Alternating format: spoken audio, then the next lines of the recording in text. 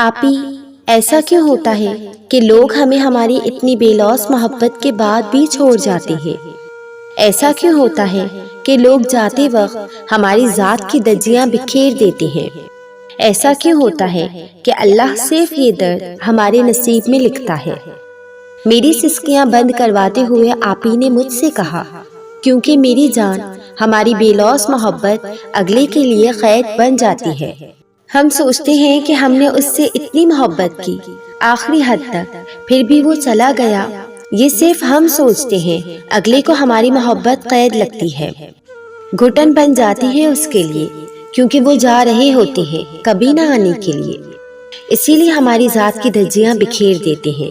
ایسے لوگ ہماری زندگی میں ہماری آزمائش بن کر آتے ہیں، بلکہ اللہ ہمارے ساتھ ان کو بھی آزمائش میں ڈالتا ہے، تمہیں اس لیے تاکہ تم صبر کر سکو، اور ان کو تم سے دور کر کے تاکہ تمہاری محبت کی قدر کروا سکے۔ اور دیکھو میری جان، اللہ سے بھی شکایت نہیں کرتے، وہ اپنے پیاروں کو آزمائش میں ڈالتا ہے تاکہ ان کو اپنے قریب کر سکے۔ اور تم تو اس کے اتنے قریب ہو گئے ہو۔ اور سمجھو اس بات کو، تمہارا دامن نہیں، ایسے لوگوں کا دامن ہمیشہ محبت سے خالی رہتا ہے، کیونکہ انہیں قدر نہیں ہوتی، پھر اللہ ان سے وہ محبت دور کر دیتا ہے تاکہ وہ ہمیشہ سچی محبت کے لیے ترستے رہے۔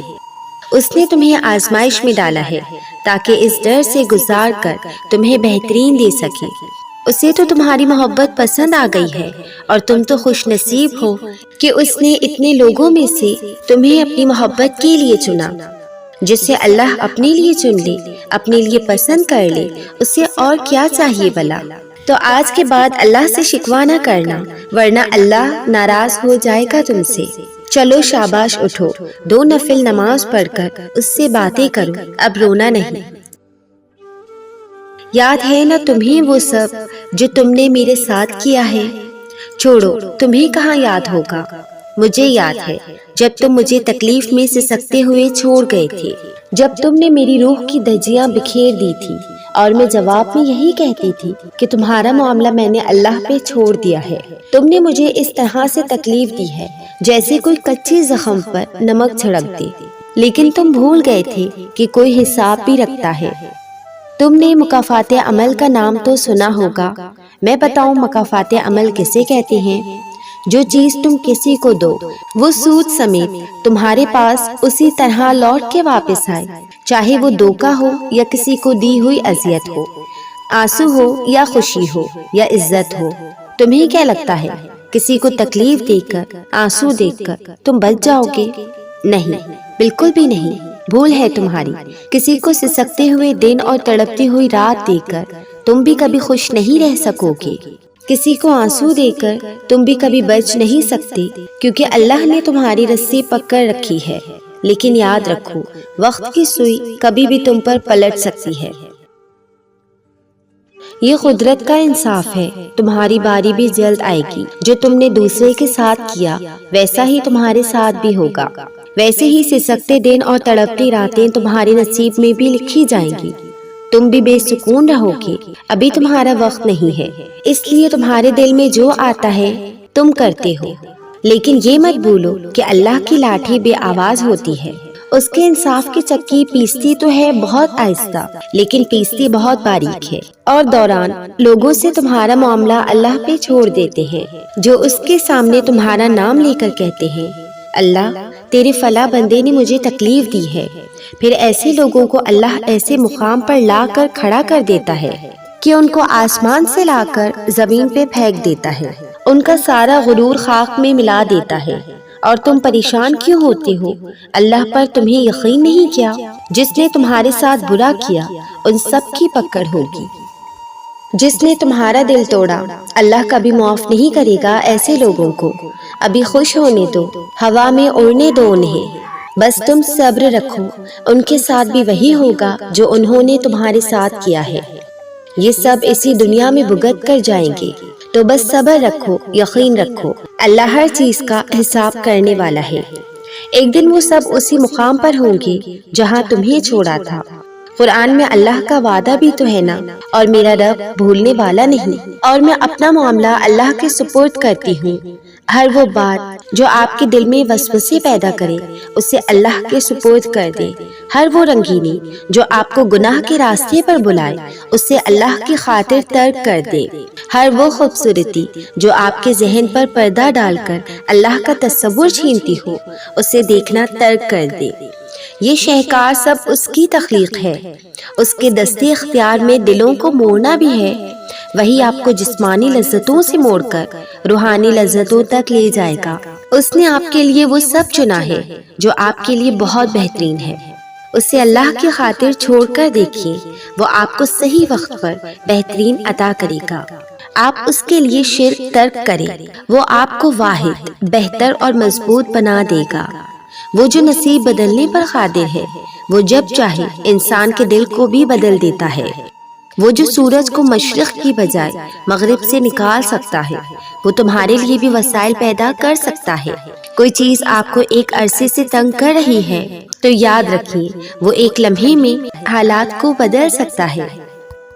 وہ ٹوٹے دلوں کو جوڑتا ہے، وہ بکھری ہواؤں کو سمیٹتا ہے۔ آپ اس کی طرف ایک قدم بڑھاتے ہو تو وہ آپ کی طرف 10 قدم بڑھاتا ہے، اور انسان کو اپنے قریب کرنے کے لیے طرح طرح کے حالات پیدا کرتا ہے۔ وہ راتوں کو اٹھ اٹھ کر روتے ہوں کو بھی دیکھتا ہے، اور جاگتی آنکھوں سے خواب دیکھنے والوں کو بھی جانتا ہے۔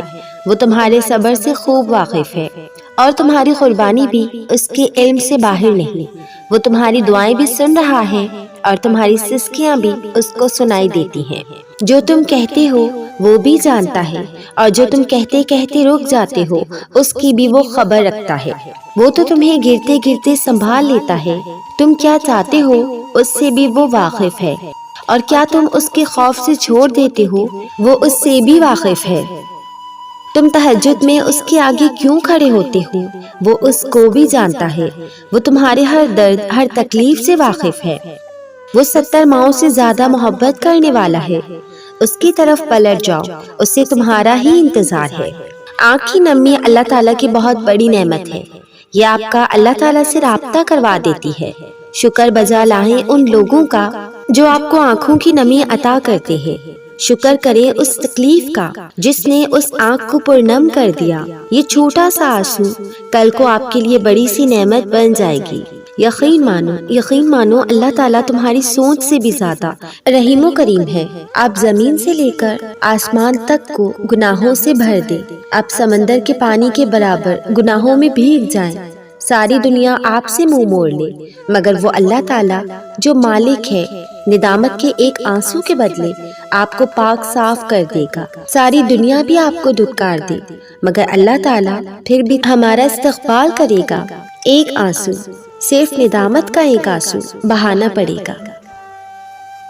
اکثر لوگ غلطیوں اور گناہوں کے بعد رب کے حضور جانے سے بہت گھبراتے ہیں کہ میں تو اتنا گنہگار ہوں، میں تو اینڈ لیول تک گناہ کر چکا ہوں، اب تو میرا ٹھکانہ جہنم ہی ہوگا، بھلا مجھے کہاں جنت نصیب ہو سکتی ہے، بھلا میں اتنے گناہوں کے باوجود بھی کیسے جنت کی طلب کر سکتا ہوں، میری نماز ادا کرنے سے کیا ہو جانا ہے، مجھے کون سی معافی مل جائے گی، میں تو اس کی معافی کے بھی لائق نہیں۔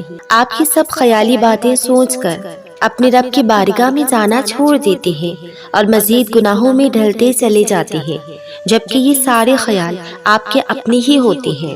یہ آپ کا اپنا دل ہے جو آپ کو معاف کرنے پر راضی نہیں ہو رہا اور آپ کو مزید گمراہیوں میں دھکیل رہا ہے، پر ہمارا رب تو بہت رحمان الرحیم ہے، وہ تو ہم سے 70 ماؤں سے کئی گنا زیادہ محبت کرتا ہے، وہ تو ماؤں سے بھی کئی گنا زیادہ موم دل رکھتا ہے، وہ تو ہماری توبہ کے ایک آنسو سے ہمارے پچھلے تمام گناہوں کو بلا کر ہمیں اپنے آغوش میں لے لیتا ہے۔